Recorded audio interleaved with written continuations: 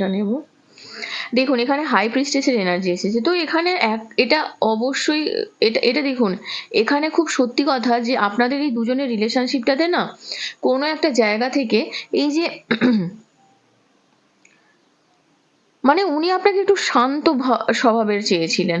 তো right now আপনি তো দেখতে পাচ্ছি আপনি যথেষ্ট পরিমাণেরই ওনাকে এক্সপেক্ট করছেন আপনার লাইফে, এবং তার সঙ্গে নাইট অফ কাপসেরও এনার্জি এসেছে।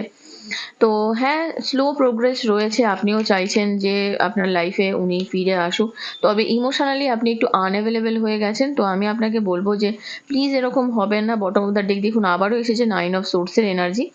তো টু টাইমস তো নিজের একটু হেলথের খেয়াল রাখবেন, কারণ এটা খুব সম্ভবত আপনার একটু হেলথ ইস্যু আসবে। প্রচন্ড চিন্তা করার ফলে আপনি দেখবেন যে আপনার প্রচন্ড মাথা ধরছে, ঘুমাতে পারছেন না দিনরাত। তো এই জায়গাটা থেকে সামলে